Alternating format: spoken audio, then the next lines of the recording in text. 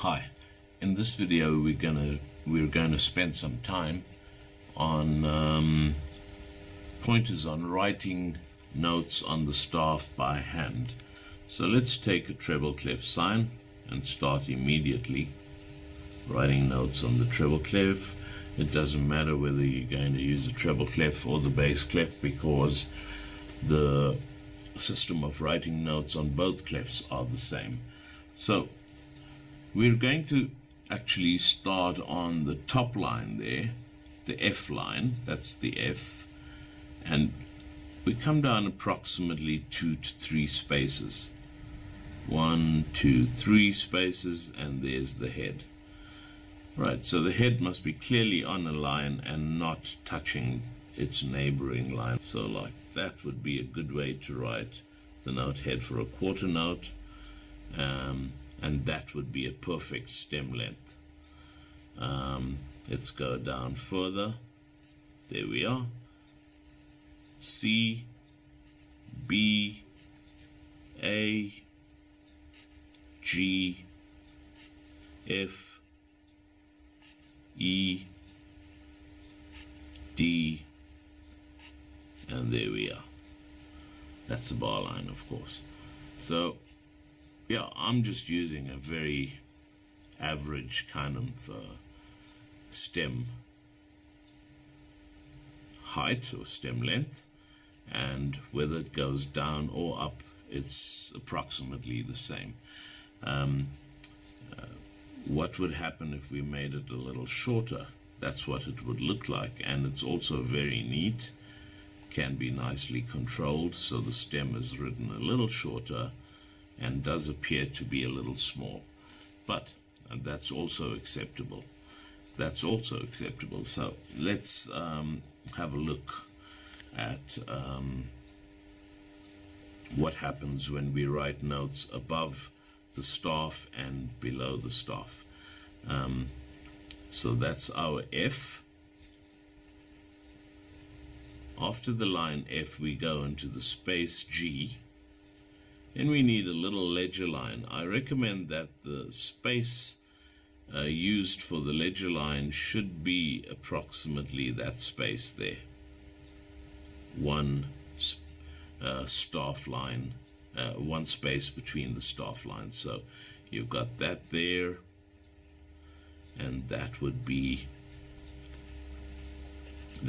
A. And there's B, ledger line, and the head above the line. Then we've got C.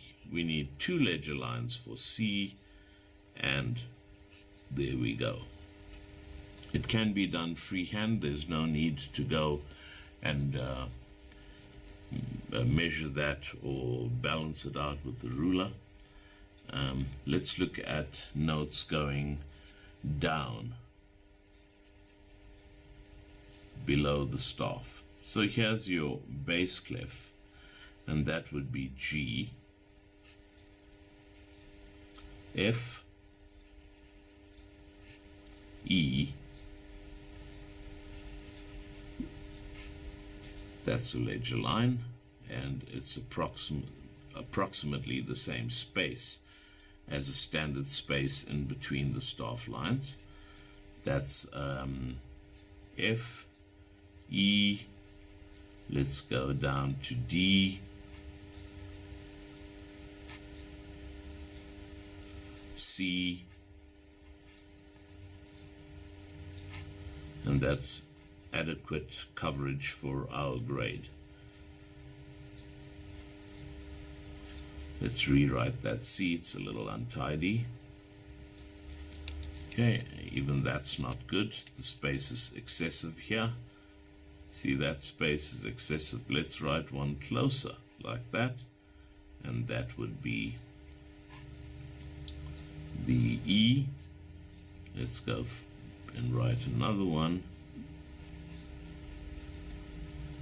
That would be C. Good. Now, the next question is, when do the stems point down and when do they point up? when the note is written, when the note head is on the third line, the stem can go down, the stem can point up.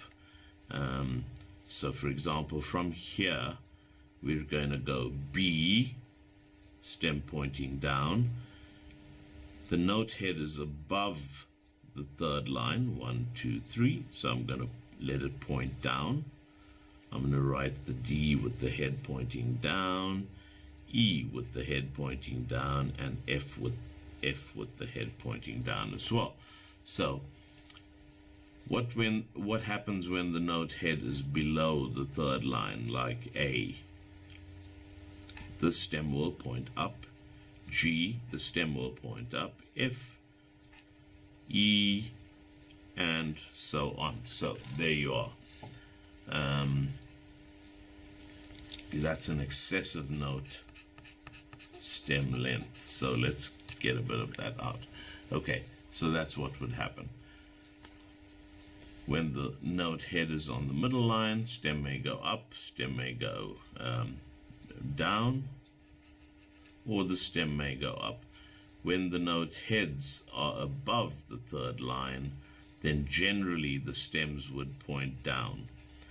When the note head is below the third line, like A, G, F, E, then the note stem would point up. Then we have to take into account what happens when we're writing a bar of quavers, like so, eighth notes, like so.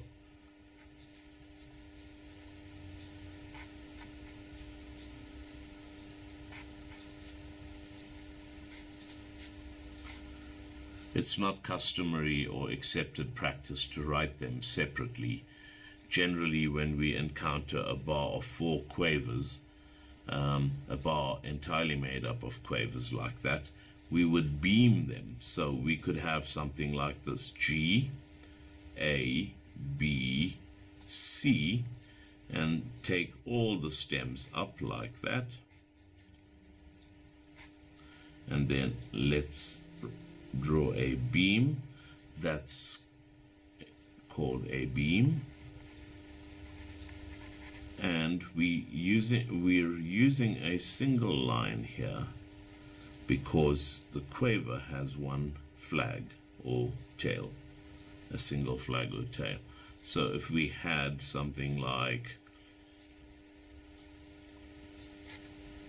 F, G, B, F, A, B,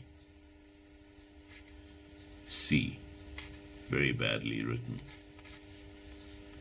F, A, B, and C, and if they were all semiquavers or 16th notes, then we would have to beam them like so: F, A, B, and C. In this case, the majority of the note heads are below the third line, so I'm going to point the stems up as well.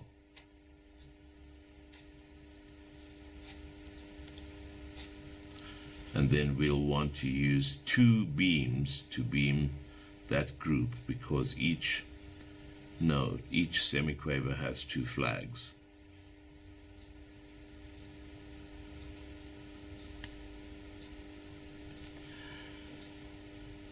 And that's what you would do to an entire bar of semiquavers, quavers, demi-semiquavers, and so forth and so on. Thank you for watching this video, and let us have more questions.